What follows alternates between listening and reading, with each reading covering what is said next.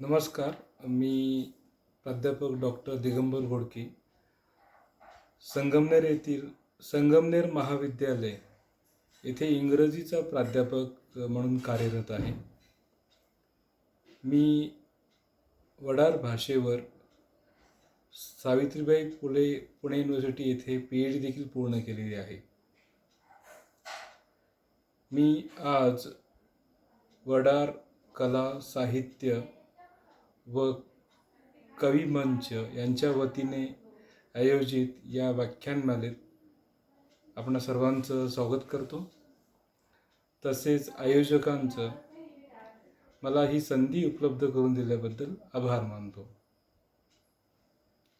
या माध्यमातून आयोजकांनी आपल्या समाजातील विविध लोकांना, विचारवंतांना आपले विचार मांडण्यासाठी एक हक्काचं व्यासपीठ उपलब्ध करून दिलेलं आहे.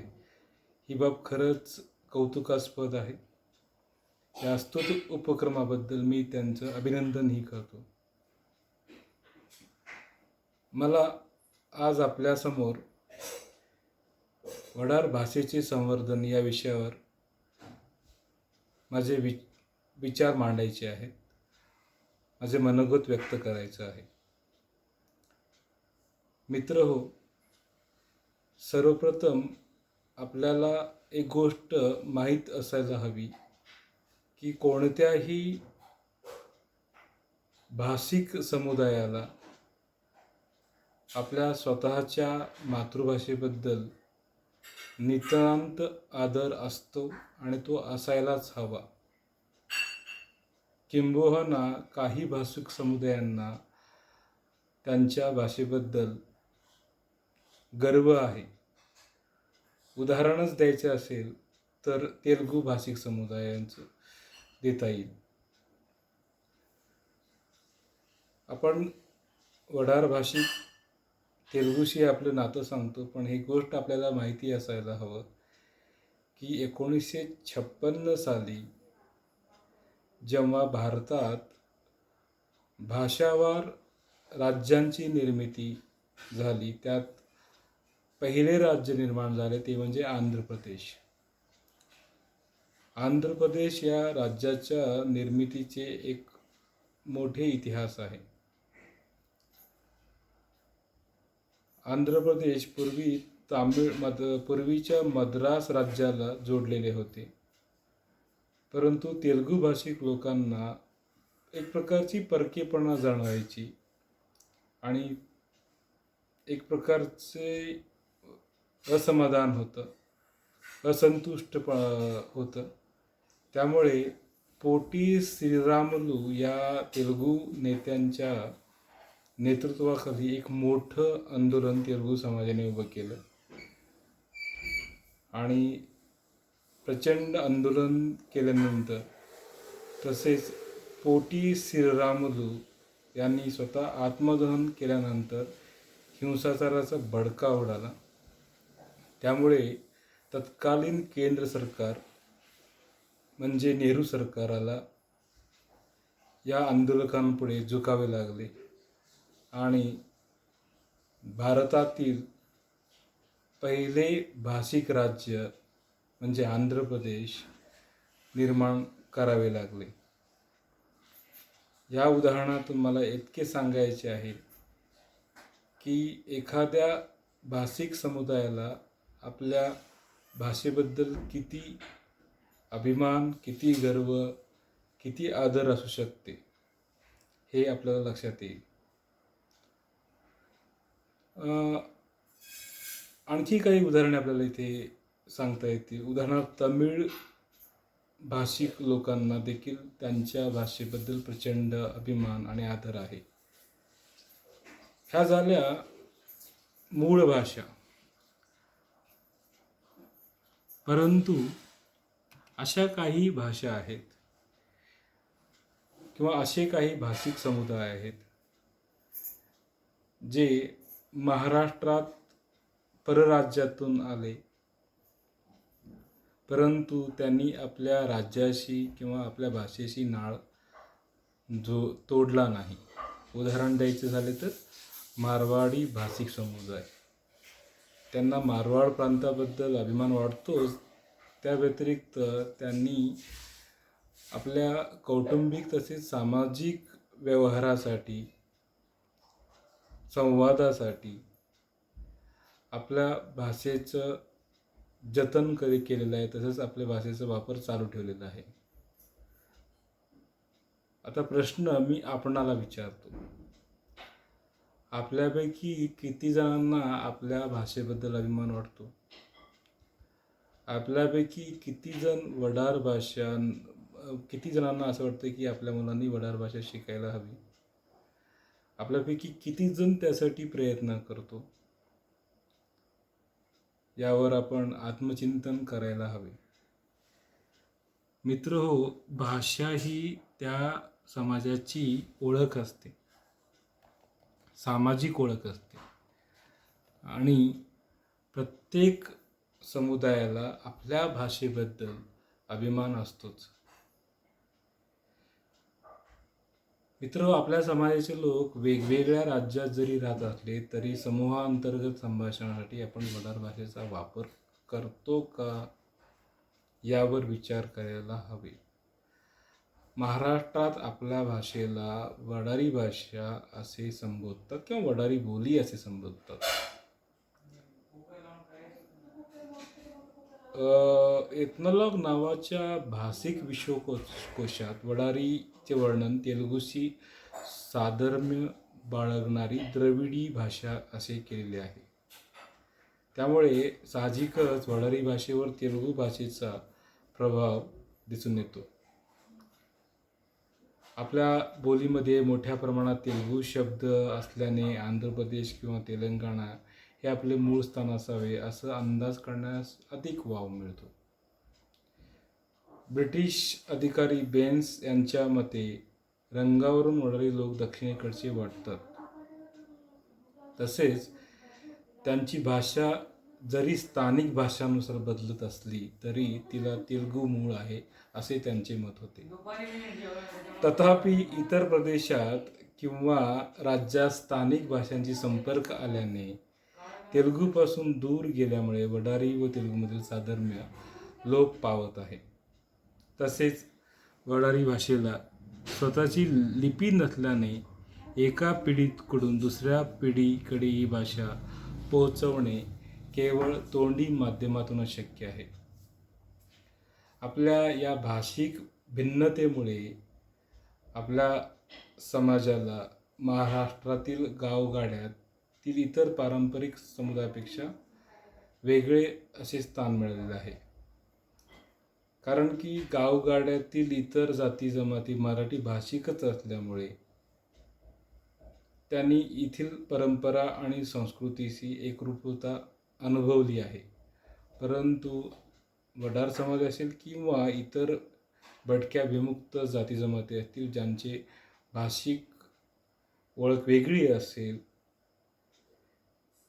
अशा समुदायांना त्यांच्या भिन्न भाषिक वर्तनामुळे किंवा भिन्न भाषिक ओळखीमुळे एक प्रकारचे परकेपणाच्या अनुभवातून जावे लागले.